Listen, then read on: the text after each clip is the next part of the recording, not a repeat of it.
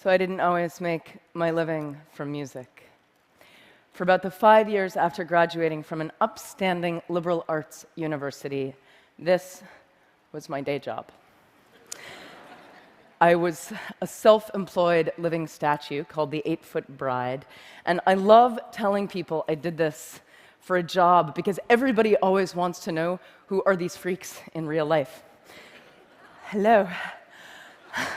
I painted myself white one day, stood on a box, put a hat or a can at my feet, and when someone came by and dropped in money, I handed them a flower and some intense eye contact. And if they didn't take the flower, I threw in a gesture of sadness and longing as they walked away.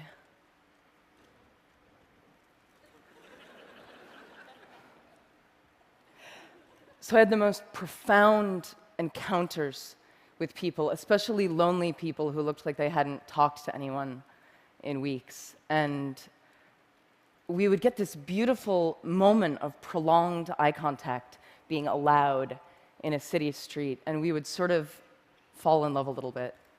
And my eyes would say, "Thank you, I see you." And their eyes would say, "Nobody ever sees me. Thank you." And I would get harassed. Sometimes people would yell at me from their passing cars, "Get a job!" And I'd be like, "This is my job." But it hurt because it made me fear that I was somehow doing something unjob-like and unfair, shameful. I had no idea how perfect a real education I was getting for the music business on this box. And for the economists out there, you may be interested to know I actually made a pretty predictable income, which was shocking to me given I had no regular customers, but pretty much $60 on a Tuesday, $90 on a Friday. It was consistent. And meanwhile, I was touring locally and playing in nightclubs with my band, the Dresden Dolls. This was me on piano, a genius drummer. I wrote the songs. And eventually, we started making enough money that I could quit being a statue. And as we started touring, I really didn't want to lose this sense of direct connection with people because I loved it. So after all of our shows, we would sign autographs and hug fans and hang out and talk to people. And we made an art out of asking people to help us and join us.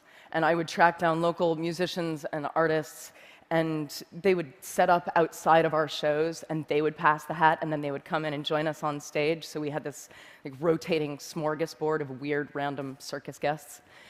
And then Twitter came along and made things even more magic because I could ask instantly for anything, anywhere. So I would need a piano to practice on, and an hour later, I would be at a fan's house. This is in London. People would bring home-cooked food to us all over the world backstage and feed us and eat with us. This is in Seattle. Fans who worked in museums and stores and any kind of public space would wave their hands if I would decide to do a last-minute spontaneous free gig. This is a library in Auckland.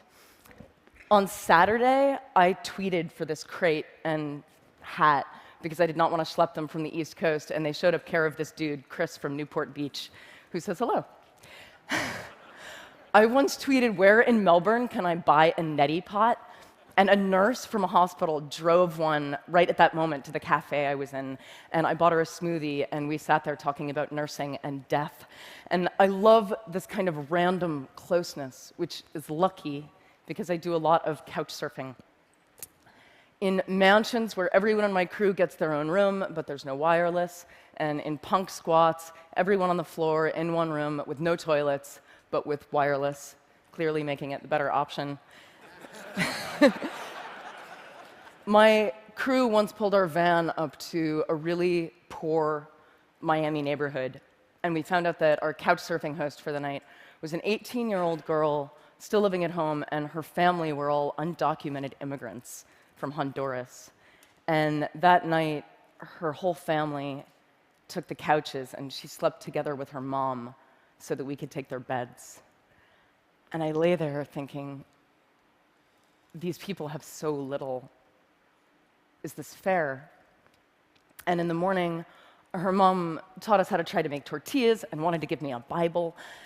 And she took me aside and she said to me in her broken English, "Your music has helped my daughter so much. Thank you for staying here. We're all so grateful." And I thought, this is fair. This is this.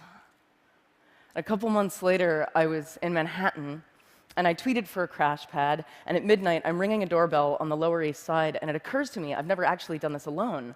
I've always been with my band or my crew. Is this what stupid people do?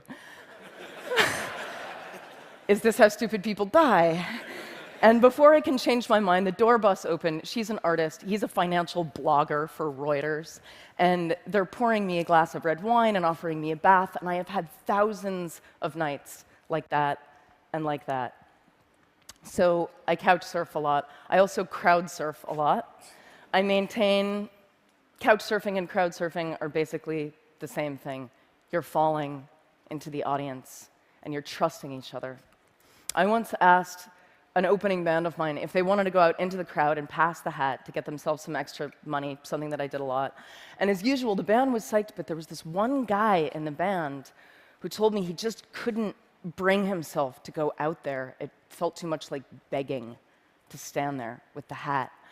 And I recognized his fear of, is this fair? And get a job. And meanwhile, my band is becoming bigger and bigger. We sign with a major label. And our music is a cross between punk and cabaret. It's not for everybody. But, well, maybe it's for you. We sign, and there's all this hype leading up to our next record. And it comes out, and it sells about 25,000 copies in the first few weeks. And the label considers this a failure. And I was like, 25,000, isn't that a lot? They were like, no, the sales are going down, it's a failure, and they walk off. Right at the same time, I'm signing and hugging after a gig, and a guy comes up to me and hands me a $10 bill. And he says, "I'm sorry, I burned your CD from a friend."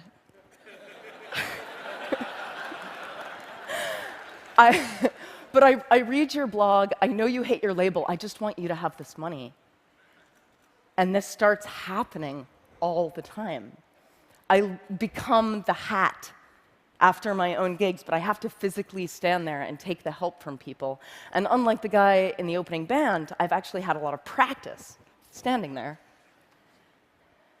Thank you. And this is the moment I decide I'm just going to give away my music for free online whenever possible. So it's like Metallica over here. Napster, bad.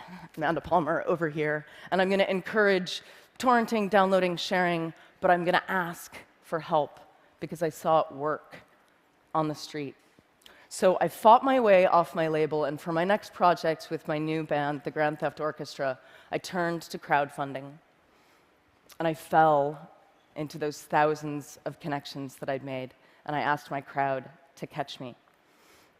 And the goal was $100,000. My fans backed me at nearly $1.2 million, which was the biggest music crowdfunding project to date. And you can see how many people it is. It's about 25,000 people. And the media asked, "Amanda, the music business is tanking and you encourage piracy. How do you make all these people pay for music?" And the real answer is, I didn't make them. I asked them. And through the very act of asking people, I'd connected with them. And when you connect with them, people want to help you. It's kind of counterintuitive for a lot of artists. They don't want to ask for things, but it's not easy. It's not easy to ask. And a lot of artists have a problem with this. Asking makes you vulnerable. And I got a lot of criticism online after my Kickstarter went big for continuing my crazy crowdsourcing practices, specifically for asking musicians who were fans if they wanted to join us on stage for a few songs in exchange for love and tickets and beer. And this was a doctored image that went up of me on a website. And this hurt in a really familiar way. And people saying, "You're not allowed anymore to ask for that kind of help," really reminded me of the people in their cars yelling, "Get a job," because they weren't with us on the sidewalk, and they couldn't see the exchange that was happening between me and my crowd, an exchange that was very fair to us, but alien to them. So this is slightly not safe for work. This is my Kickstarter backer party in Berlin. At the end of the night, I stripped and let everyone draw on me.